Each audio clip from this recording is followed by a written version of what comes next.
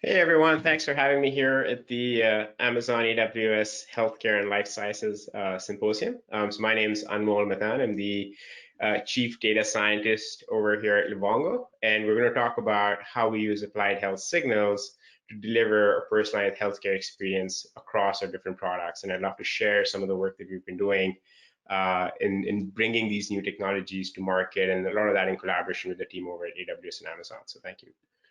Um, Before I jump into the specifics of what we're doing at Livongo, just a reminder to all of us, and I think most of this audience gets this, which is machine learning, data science, AI are dramatically changing our world across many different dimensions. And in fact, these technologies are so pervasive that we often don't even realize that there's such an important part of our fabric in our lives today. And so, on one end of the spectrum, I've got an image of what a self-driving car sees, and so machine vision and the impact it's having on our society and the future that we're sort of promised in that area. And on the extreme right, I have an example of what the human voice looks like. So that's a spectrogram of voice. So when you talk to your smart home speaker, you can, that's the kind of voice that's being processed, obviously. And then the stuff in the middle is where we see a lot of use cases and applications for machine learning and content recommendations, personalized experiences across a lot of our lives. And I think what this has resulted in is our mindsets as consumers have changed, and we come to products and services with an expectation that these are designed to be used in our terms. These are designed to be used in our terms. These are designed for our convenience, that they're intuitive, that they're personalized. And I think that approach is just starting to make its way in healthcare, right? The things that we take for granted as consumers in all other facets of our life are just starting to see the impact in healthcare.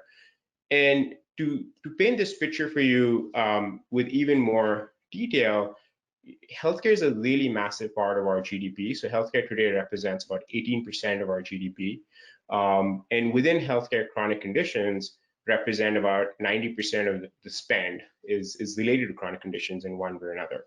And so for Livongo, given our focus is on helping people living with chronic conditions, that translates to about 147 million people who are living with one or more chronic conditions. Now, the most common of these tend to be diabetes, hypertension, and heart disease.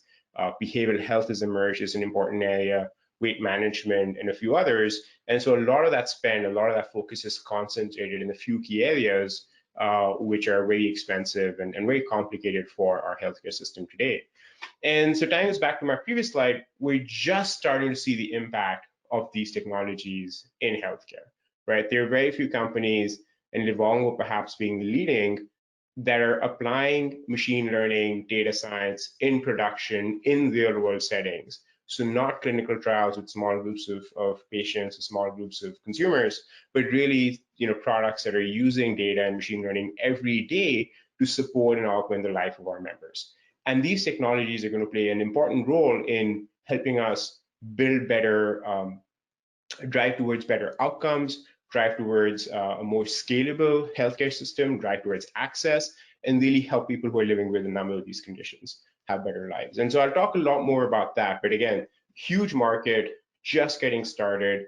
And I think the healthcare system we'll be living in a decade or two will look very different from the one that we're actually coming from as we see this evolve. So quick introduction about myself. And so my name's Anmol, as you know, and I'm the Chief Data Scientist over at Livongo.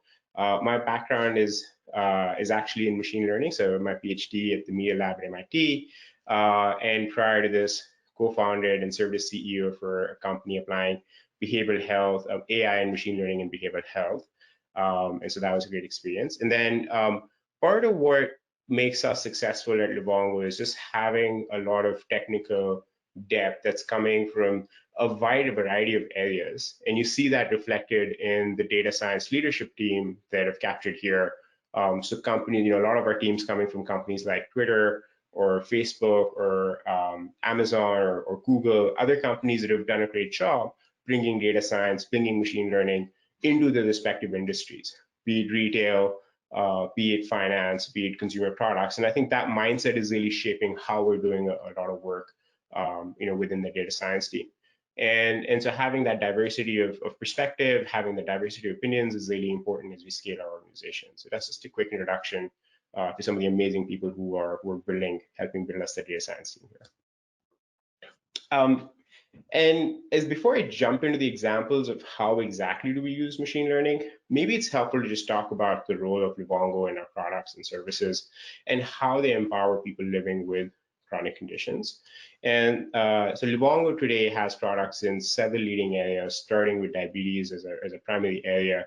And we provide the blood glucose meter, endless refills on strips, the personalized engine to support a person in managing their condition, digital content and coaching delivered by trained diabetes educators and coaches, and all the way to helping members manage their medications as well as connect with telemedicine. So we're providing that full spectrum, that comprehensive solution that is essentially designed to help people living with chronic conditions have a better life and be more empowered in their life and really simplify the day-to-day of what they're living with.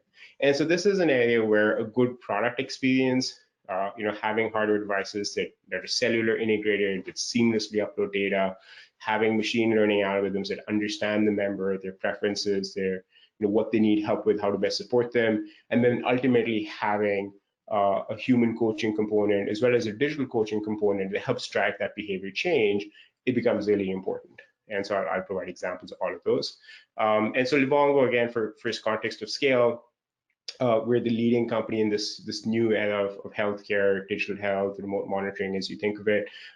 We went public last year in 2019. We currently serve over 1,200 enterprise clients and 22 health plans, and so we're operating at a scale that's much bigger than many other businesses out there. It's really important that everything we do from a technology perspective really drives not just engagement, but clinical outcomes and economic ROI for our members. And this is one of the most important aspects of building products or applying machine learning to healthcare. I think in other industries, we often stop at the point of, are people using these products? Do they find them engaging? Do they actually find them interesting? And that's often, for a consumer product, it's often the place where things stop. It's a little bit different when you're building a healthcare product, particularly one that is promising outcomes and economic ROI. So I think for companies that are successful, for technologies that are successful, having that mindset is really critical. We do a really good job over at Livongo in demonstrating that. And so establishing and showing reduction in HbA1c, in the appropriate clinical metrics for hypertension and weight management, and then ultimately tying that back to economic ROI is really important. And every time we build a new technology, we build a new feature, we think of how do we bring this new aspect to market, we come back and we kind of look at, hey, how much of a clinical impact is this likely to have? Is this something that people actually need help with? And is technology going to reduce that barrier for them? And so I think that mindset of tying things back to clinical outcomes is really key. And I think one of the big differentiators for us. And our chief medical officer, Dr. Bimal Shah, is an incredible partner in that, and his team is an incredible partner in kind of working with data science, working with our machine learning teams, and kind of collectively thinking about what are the future innovations that we can build to drive these outcomes in the right direction for our members. So I'll talk, switching into what we do with data at Livongo. So I'll talk about our AI engine. And what AI stands for is aggregate, interpret, apply, and iterate, right? So this idea of understanding our members at a level that is richer, that is deeper than anybody else in the industry, and then helping them manage their condition out in the real world, helping them bring in data from different sources, helping them make small steps or perhaps big steps in the right direction that drive the best outcomes for them. So that's really the richness that I'm trying to communicate here with this AI concept. So on the very first piece is bringing in data from a variety of different sensors and a variety of different data sources. So these include our hardware devices in the market, so our cellular connected blood glucose meter, cellular connected blood pressure meter, our weighing scales. These include third-party sensors that our members may be using. So we recently announced a partnership with Dexcom and we've had a prior partnership with Abbott, both of which are leading continuous glucose monitoring companies. And so for members who are using that data, that allows us to bring that data into our product to understand them better, to personalize their care better. It also includes a rich understanding of the members' medical, social, and other attributes that would inform how to best support them. So, their past medications history, information from their clinical claims where appropriate. So a variety of rich data sources that help us understand our members really well in this aggregate layer, in this learning stage. The next piece is what we call the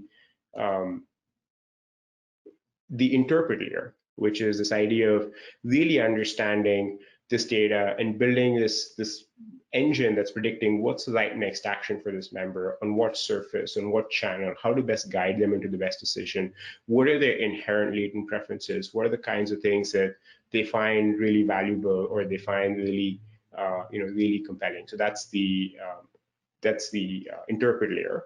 And then there's the apply phase, which are some of the examples on the right, which is using our different touch points or different surfaces to really help people make the best decisions on the field. So that includes product capabilities that we have in our mobile app.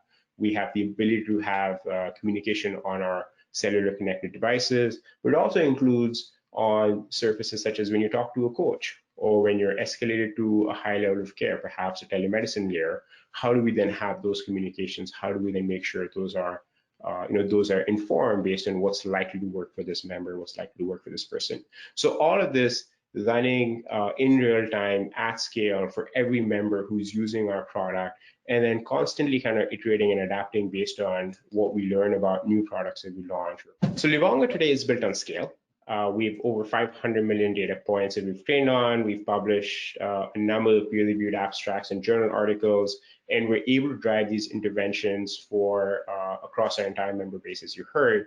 And that's ultimately driven by having a large client pool, having a large member pool, so we can help people, we can support people in their journey in a way that I think is one of the largest sort of approaches here in our industry as we go to market. So going back to the role that machine learning plays, and so you heard about the personalization example, but really we look at every business problem as an AI or machine learning area. So it starts with very early on this stratification, identifying members who are coming onto our system. What's the best way to support them? What are the different tiers, the clusters that exist for these members who are getting onto our system?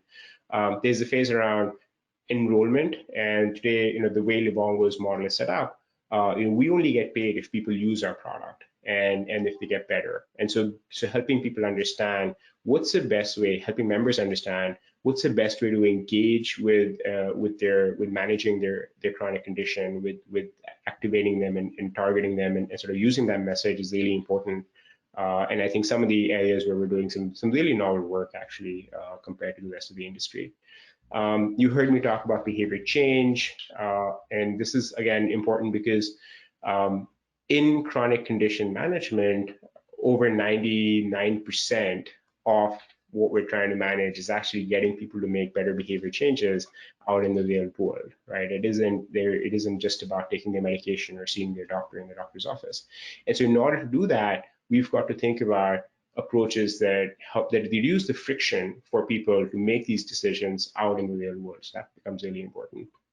And then I'll spend a little bit of time talking about the coaching, support, telemedicine side of healthcare. And so I'll talk a little bit about how those technologies evolve with the advent of some of the new modeling approaches that we're doing, and how that allows us to scale and build an organization that's very robust and scalable as our business grows. So I'll spend some time there as well. And I kind of covered this earlier, so very quickly, we have a number of different Livongo devices, apps, data partnerships that allow us to really understand our members, right? So this is on the aggregate side. So our devices, we see members find them to be easy to use, and this connectivity where they can send information or they can receive guidance from us on the device itself.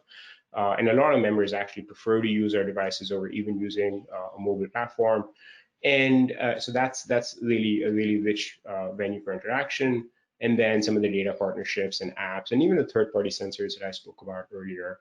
So this is some of those examples are here. Um, and this is starting to get into this idea of health signals, so personalized health signals or personalized interventions.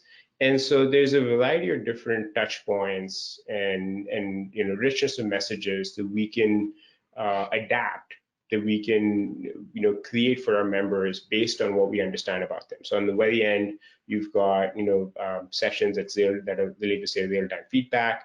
And on the other extreme, you've got live coaching sessions or chat-based sessions with their coach. So a number of different areas where we can change what we send to a member and kind of have that informed by our underlying models and some of the predictive approaches that I've already described. And a lot of this is, again, human-centered. So we think it's important that in healthcare, there is a human connection that people form. And so there is a coach that's available, and I'll talk about some of the examples, particularly around our 24/7 diabetes response specialists who are available for you, even if it's 2 a.m. on a Saturday night and there's a hypoglycemic event or some other examples of that nature that I'll just quickly cover. So this then gets into, so we've got these different touch points, but our goal here is to drive behavior change. And again, as I mentioned earlier, behavior change needs to be measured in a way that also ties back to the clinical impact or the clinical outcomes. And you can see here some of the data around the impact that health nudges, 5-day challenges, expert coaching are having on the actual clinical outcomes of our members. And so for health nudges, we find that even certain nudges, and we have an example here, around your blood glucose checking, but certain nudges will drive behaviors where a significant percentage of members will take up that behavior, but then it'll also sustain for an extended period of time. And so I think that's a really important way of measuring and driving outcomes. And this is some of the work is in our publication I shared earlier. Here's a recent example. So we, just to sort of walk you through one case study, is we had a program called 5-day programs that we launched late last year. And this was, very targeted programs that we were personalizing for our members, that we'd send to our members that would help them with diet, with exercise, with other behavior changes that they need to manage as part of managing their diabetes. And in this particular example, members who completed this program, they actually showed an improvement in the overall number of checks or the participation in the program, which in our case is actually number of checks is correlated with the blood glucose management, the A1C management outcomes for members. So if members are checking more often and more engaged, then that's a great intermediate measure for us on the long term. So this is a great example of building something that's a product feature, but then tracking it down all the way, a product feature that uses data, that uses machine learning, but tracking it down all the way now, also establishing clinical outcomes for that data-driven product feature. And you can read about this in the Society of Behavioral Medicine, one of our papers earlier this year. Medications play a really important role in our business, and a very large percentage of our members are on medications, especially our diabetes members and our hypertension members. And again, this is a place where data can play a really important role in understanding what's driving a member in sort of the medication journey.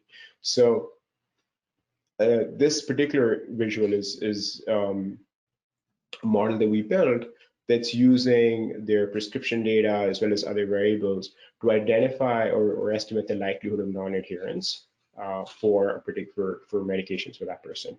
And a number of medications that are prescribed in the real world, people don't follow up and actually take them. Now that could be because there's side effects, because of complexity, because of cost. It could be due to a variety of different factors. So having models that identify who's likely to not adhere, who's likely to not take those medications, and then building product interventions or even business model interventions, which helps overcome those barriers, is a way to get people to be more engaged and be able to manage their health effectively. So here's some models that showcase that. And then, this is an example of using that approach and then tying it back to medication benefit design, which is rethinking the way we were actually supporting those members with medications, and reducing some of the friction or the barriers that they were experiencing in order to get them to be more engaged and be more compliant with the medications as part of their overall treatment plan. And today we also at Livongo, we're able to compute this medication adherence example for every member where we have medications data for on our system, and then also surface that so when they do connect with their coach, when they do talk to the healthcare professional, they can start working on these barriers and they can start addressing these barriers, ultimately leading to better management and better clinical outcomes for their work. I spoke about coaching and clinical services, and again, this is taking some of the high level views I had and giving you a concrete example, a concrete case study of some of the work we've done here. And so, as you probably know, I mean, healthcare today is very much a service-driven business, right? So 5%, 97% of healthcare involves seeing a physician or seeing a healthcare professional in sort of a physical setting. And telemedicine has accelerated, particularly in the last 3 weeks. Remote monitoring has accelerated. So I think that is going to change. But historically, this has been a very service-driven industry. And so, in this particular case, we're looking at coaching, and we're looking at coaching for people who are supported by our diabetes response specialists. So what diabetes response specialists are for Livongo, and we have multiple coaching programs. So this particular one is for people who trigger a hypoglycemic or hyperglycemic event, and it could be late at night on a weekend, and within a couple of minutes a healthcare professional will call them, will reach out to them and try to figure out what's going on, and if they need support, and if they need help, and if there's something we can do to kind of help them in the moment so there isn't an adverse situation that emerges. And so in that particular case, it starts by actually building models to understand who's likely to either trigger these alerts or who's at risk of triggering these alerts. And so instead of waiting for this to happen and kind of having people on hold, is actually building predictive models. Hey, these are the kinds of people who typically, or this person is a higher risk. It could be because of their clinical factors. It could be because of how engaged that they are. It could be because of the variants that we're seeing. And so models essentially saying, hey, these are some of the features that matter for people who are triggering alerts that typically occur. And then if we do that at scale, we can then actually change the way we run our business fundamentally. And what I mean by that is that we know when people are signing up and using our product, we know when they're enrolling with our product, we know who's at risk of triggering alerts. And so we can actually build a version here that's predicting when people are going to trigger these alerts and essentially help scale our organization much more effectively and efficiently. And our Chief Financial Officer, Lee Shapiro, mentioned this in one of our previous earnings calls of the impact this is having on our margins and our business scaling. But this idea of knowing, here's how people are going to trigger and staffing accordingly. And this is, again, real data where you can see the historical trends that we had, and then sort of the future cases, and that even though there was a spike, our models were able to kind of help us staff and make sure we had people scheduled at the right time, scheduled at the right time windows to kind of support that and drive that forward. So this is another example of bringing machine learning and data over to coaching services.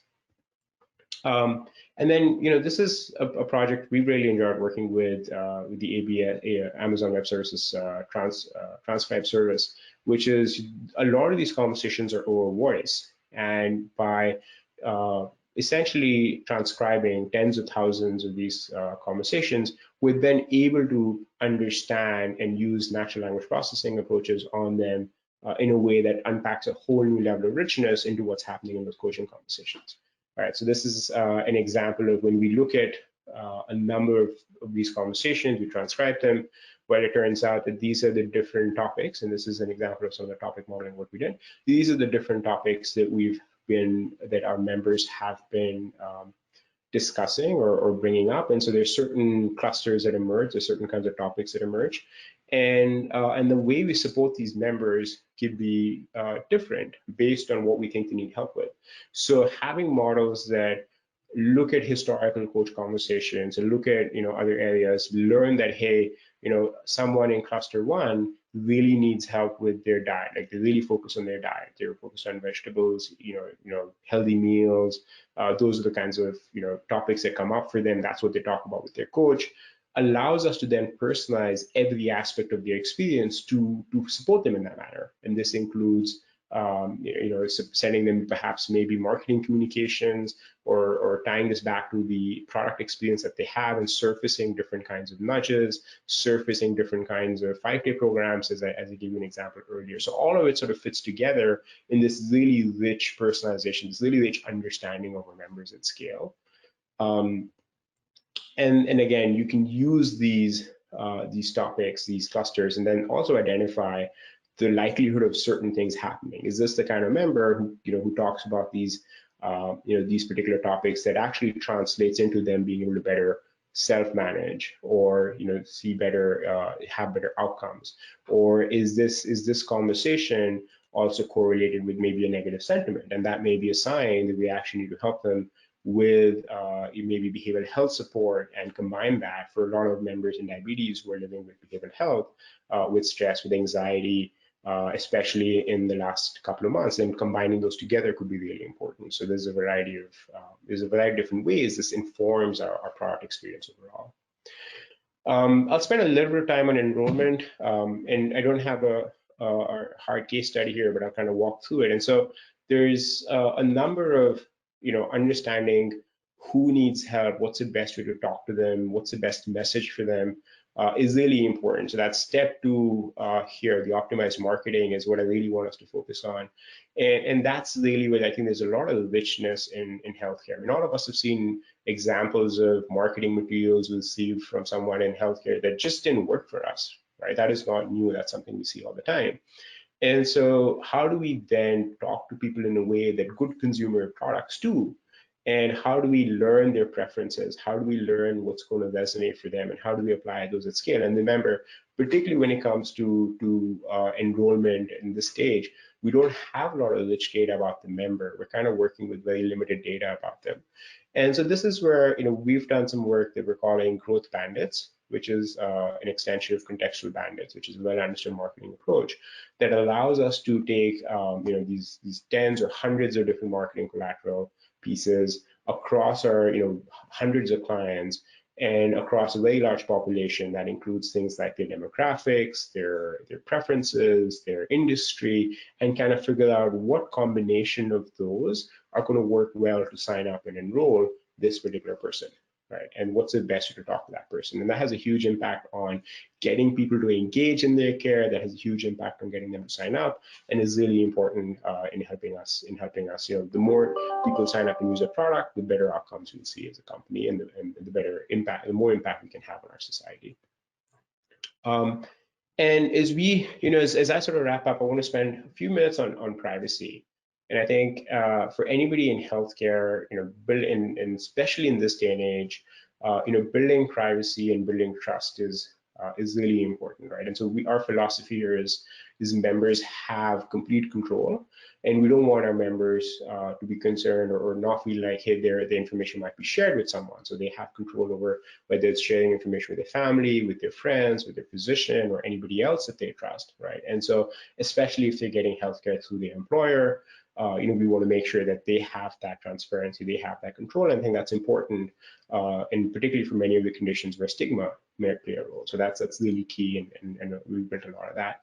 And I think this is also a really important dialogue in this day and age, and given the evolution of COVID in the last 3 months, the contact tracing and some of the evolution of these approaches, what does that mean for privacy, as especially as the technologies get really, really good?